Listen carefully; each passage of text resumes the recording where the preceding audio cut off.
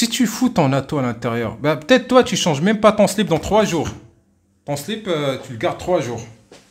Krados.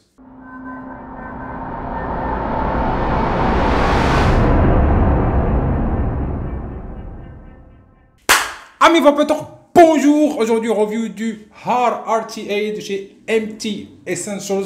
Collaboration entre Vanendale et Tod's Reviews, le Scotlandais.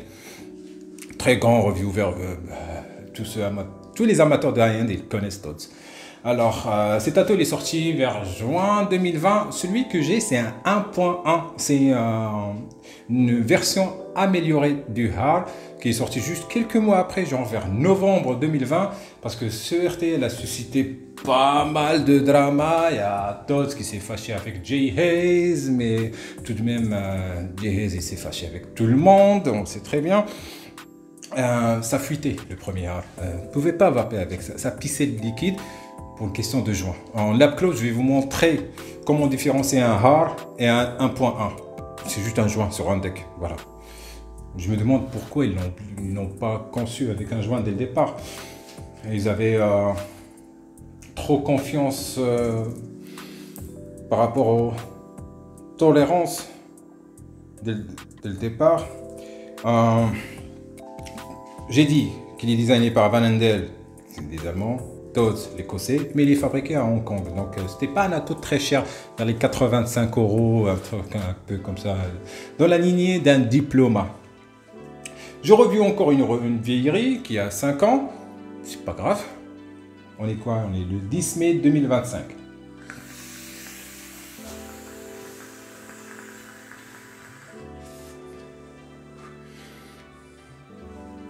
J'aime bien cet ato. En up close, je me suis un peu énervé, pour des raisons, voilà. Certains vapoteurs, ils m'emmerdent. Donc, l'ato, il m'a été prêté par Zach, qu'il a acheté d'occasion. Il n'a pas encore utilisé, il vient de l'acheter. Il m'a demandé de le monter avec un Yan Dragon Coil, qu'il a acheté. Mais il n'a pas encore utilisé. Donc là, je suis en train de l'essayer avant lui. Mais bon, c'est aussi sa manière que je lui fasse un montage. Bon, Zach, il est gentil. Je lui montre ses atos, il n'y a pas de souci. Up close. Hard RTA sous la bannière MT Essentials. C'est un RTA qui a été designé par Vanendale et Tod's. Et je pense là, c'est juste la marque de Tod's. Mark Tod's Essentials. Donc ça vient dans une petite boîte en carton qui était sympa. À l'intérieur il n'y a rien parce que je garde mon ato à l'extérieur, tout simplement parce que ça pue la merde cette boîte. Par exemple, tu vois là où c'est un peu trop foncé là, où je vais tenir, tu vois que c'est foncé là, que c'est foncé par là. Ça c'est trop imbibé de liquide, j'arrive pas à le nettoyer et j'ai pas à le nettoyer tout de même. Et en dessous, il y a un petit sachet de sperse où il y a quelques joints. Il en manque pas mal. Et une clé Allen. Alors, toute la boîte, elle est toute ramollie. Ça, c'est pas de la faute de Tod's ou du fabricant ou rien. C'est juste un connard qui est un cochon. Voilà, c'est un vapo cochon. Au lieu de laver vos putains d'atos et de le remettre dans la boîte, vous mettez vos atos tout sales, plein de liquide à l'intérieur. Merde, ça pue. La boîte, elle est complètement déglinguée, elle est toute molle. C'est de la merde, ça. Ouais, la review, elle commence mal. Mais franchement, nettoie tes putains d'atos. Parce que là, juste pour tenir le RTA, mes mains, elles sentent combi, là. Donc, alcool. On nettoie ses doigts. On nettoie l'ato. Juste pour filmer une review. Il y a certains vapoteurs, putain ce que c'est des flemmards. Putain ce que c'est des flemmards. Nettoyer. Si tu fous ton ato à l'intérieur, bah, peut-être toi tu changes même pas ton slip dans 3 jours. Ton slip, tu le gardes 3 jours. Krados.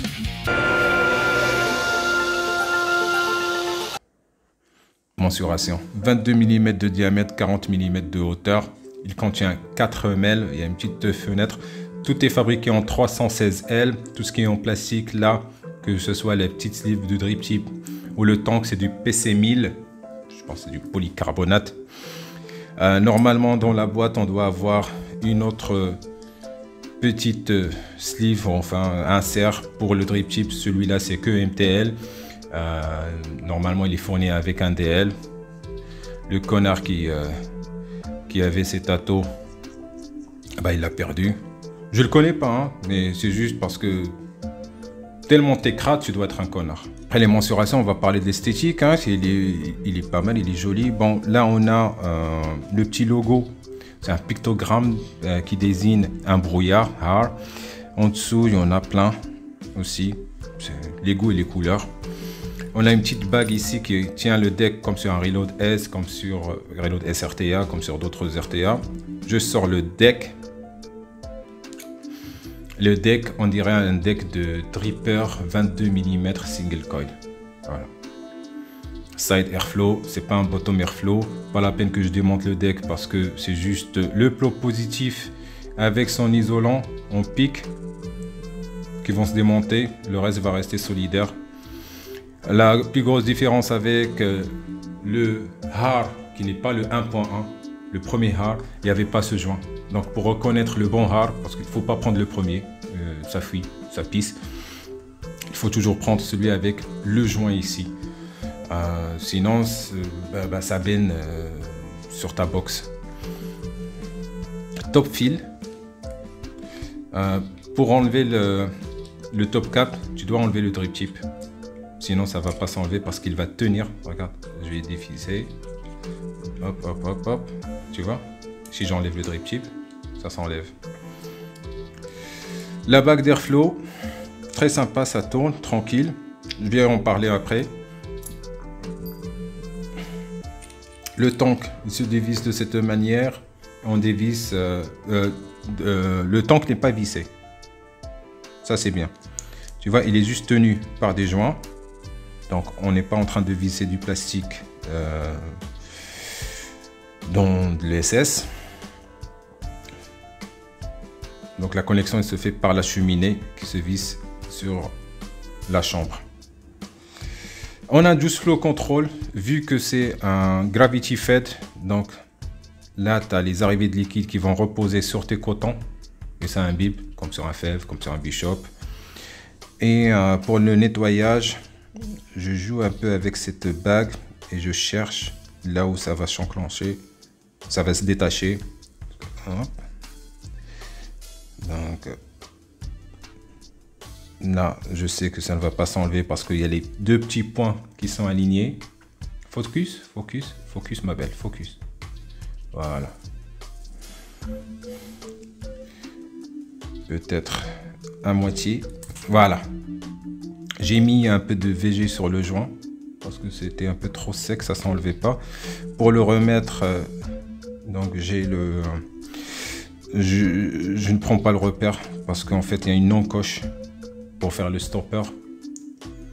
On essaie de focuser sur l'encoche. Voilà. Et l'encoche, c'est ça une encoche. Ça c'est un téton.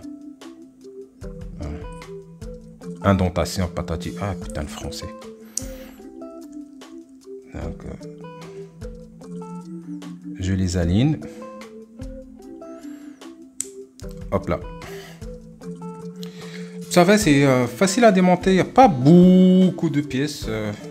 Tranquille, voilà, le temps qu'il se visse là. Faire attention aussi aux joints là. Les joints ils sont un peu mous. Top cap, il y a un gros joint ici, ce qu'ils appellent en anglais gasket. Et alors, le remplissage, tu as 4 haricots énormes pour remplir, il n'y a pas de souci pour remplir.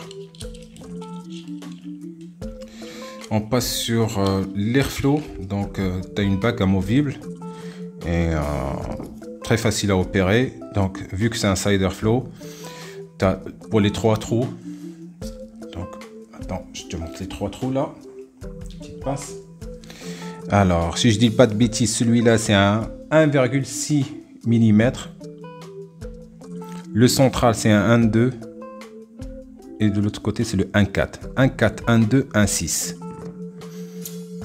On peut les régler de cette manière sur les deux côtés. Parce qu'il y a une autre slot. Là, c'est pour régler one side airflow. Juste un côté de l'airflow.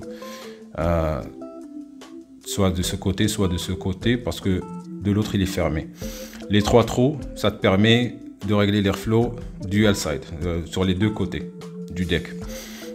Et après, on a un seul trou. C'est le mono, c'est mono airflow.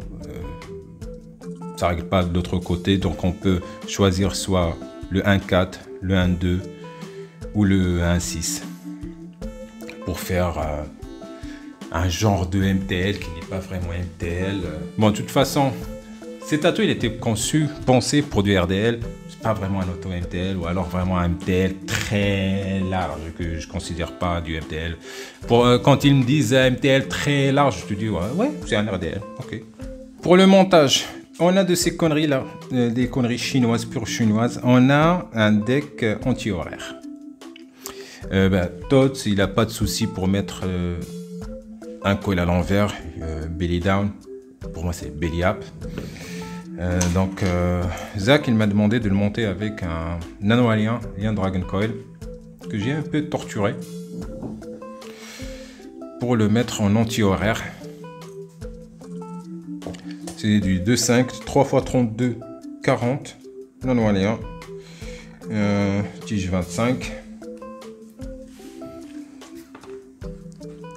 On a de grosses ouvertures pour capturer le fil, mais comme tu vois là, regarde là, il n'y a pas d'espace. Donc c'est bien. Donc le fil, il n'a pas à s'échapper à l'intérieur.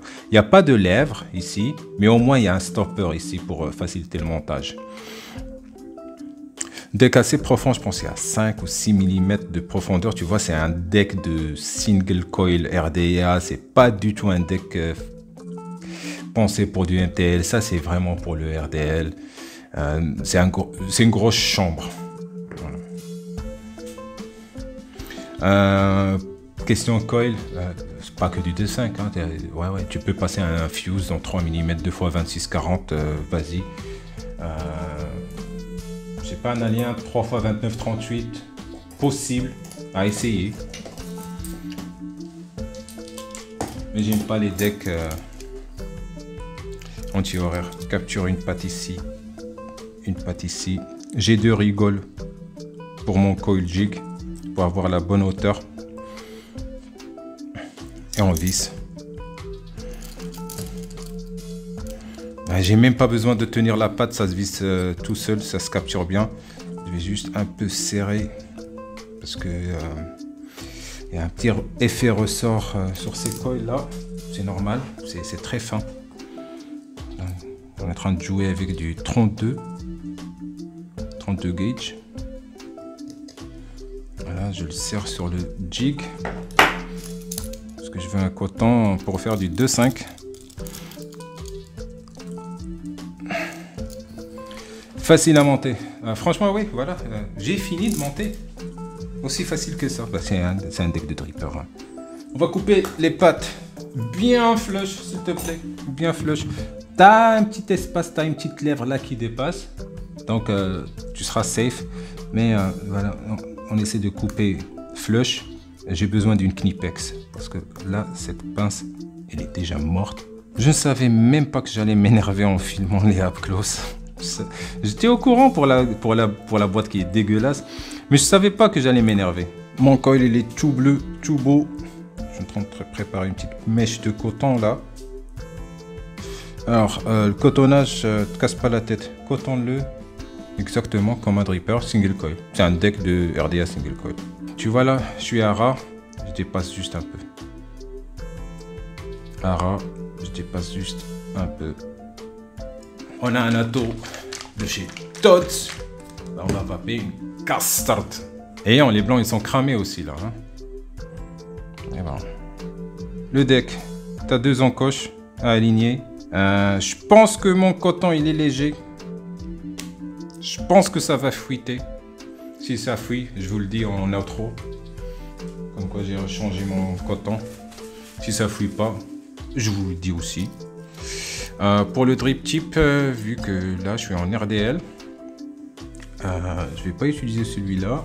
Je vais utiliser le drip tip du Théorème de chez Wismec. Petite particularité là, c'est que c'est pas assez profond.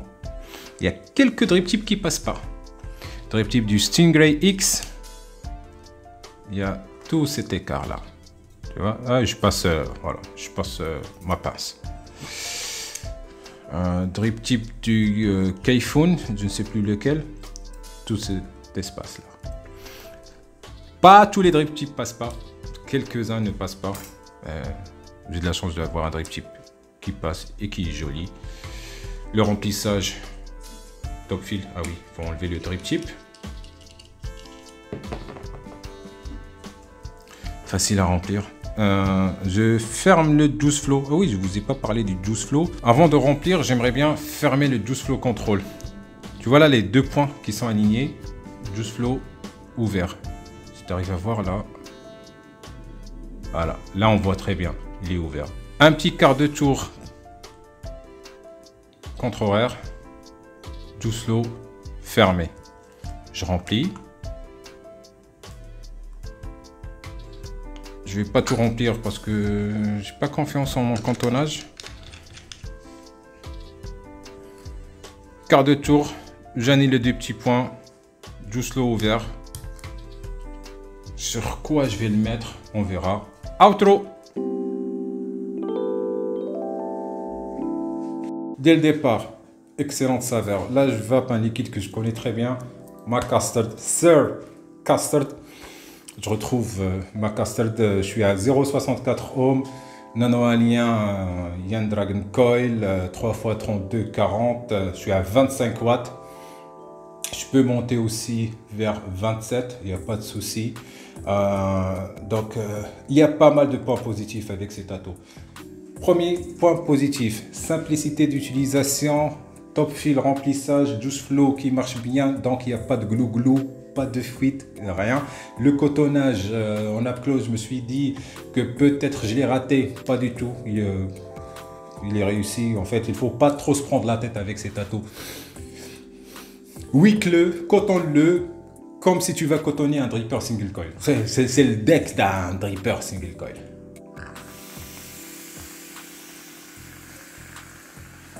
Ah oui, 27 watts là.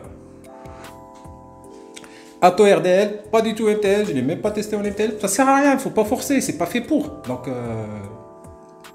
à quoi bon? Qualité de fabrication, très bonne, les tolérances, un peu. Elle est bonne la qualité de fabrication, mais bon, il y a quelques gaps. C'est fabriqué à Hong Kong, mais il y a des atos fabriqués en Chine qui étaient encore plus précis. J'ai un petit souci sur la bague d'airflow, mais ça, c'est pas d'origine parce que quand je l'ai reçu, c'était un ato qui est Zach, il a acheté d'occasion et il manquait un joint pour la bague d'airflow. J'ai mis juste un joint, un de mes joints. J'ai une petite collection de joints, mais il était un peu trop fin. Donc la bague, elle bouge là. Donc je dois changer ce joint et mettre un joint un peu plus gros pour qu'elle bouge pas. Parce que juste en vapon, j'arrive à dérégler mon airflow. Juice Flow Control qui est facile à utiliser, quart de tour, tu l'ouvres, quart de tour, tu le fermes. Et ça te permet de remplir les 4 ml sans souci, grosses ouvertures pour remplir. Point petit négatif, c'est le drip tip. En fait, la fente, le trou pour accueillir le drip tip, il n'est pas assez profond. Certains drip tips, ils ne marchent pas, mais j'ai d'autres drip tips qui marchent. Donc, c'est pas si grave que ça. Esthétiquement, quand le hard il est sorti, je le trouvais vraiment moche, juste par rapport aux gravures. Mais là, quand tu l'as entre les mains, que tu l'utilises et que tu le vapes, je sais pas, c'est comme un bébé moche. Tu finis par t'attacher. Moi, je l'ai jamais essayé. C'est la première fois que je l'ai essayé, mais je connais le hard parce que je l'avais stocké en 2022 et je l'ai revendu. C'était un DLC, sans jamais l'avoir testé, comme le Typhoon GT1. Donc, c'est des atos que j'ai revendus en 2022, mais que je viens d'essayer. Flavor Chaser RTA en RDL. Airflow très smooth, on dirait l'airflow d'un dripper single coil, comme si je suis en train de vaper le même tirage que j'ai sur un Hussar 2.0 ou un Legacy RDA, c'est smooth. Il n'est pas très encombrant, 4 ml de contenance, ça va. Beaucoup de réglages d'airflow, donc là j'ai fermé un peu l'airflow, j'ai ouvert que 2 trous, voilà, et ça va très bien. Je peux aussi peut-être ouvrir qu'un seul trou, le 1.6 ou c'est le 1.4.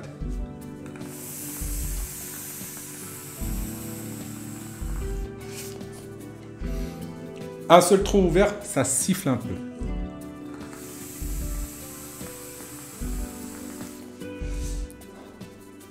Trois trous ouverts.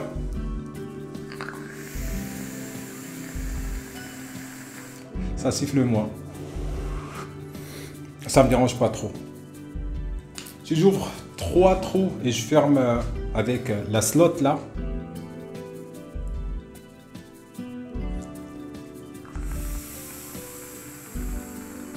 L'autre côté il est fermé.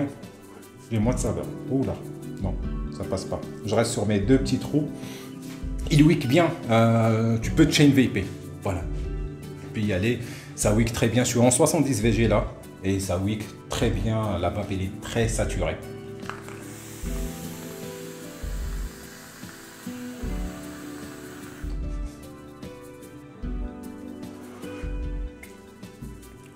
J'aime beaucoup la vape de ces top.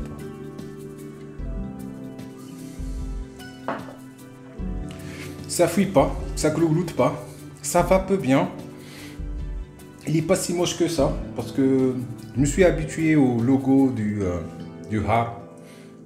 En fait, je devais le dire en intro. En intro, le Har, pour nous c'est bizarre, mais le Har en Écosse, c'est le nom donné à un brouillard marin glacé.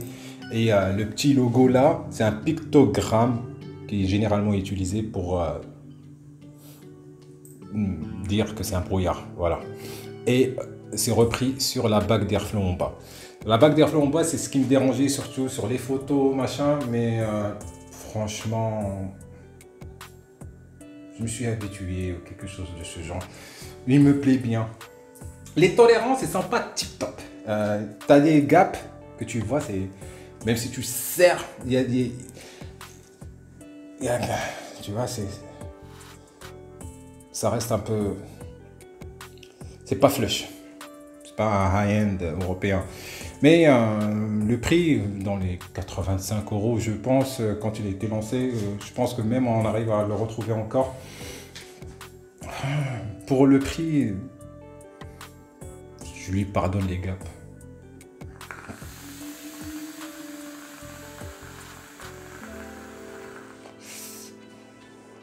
Pour un Atto single coil RTA RDL, il fonctionne si bien, il fonctionne vraiment trop bien. Je lui ai mis mon petit drip tip de Wismec Theorem qui lui va très très bien. 22 mm, voilà, 4 ml, ça va bien. D'autres points négatifs?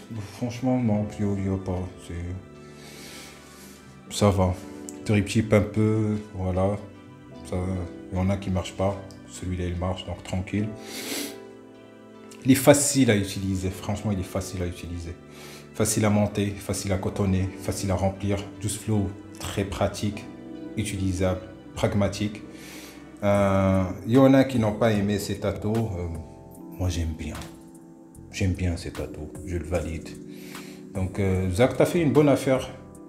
Tu cherchais un Atto RDL. Franchement, celui-là, tu dois le garder. Fonctionne très bien avec un gourmand.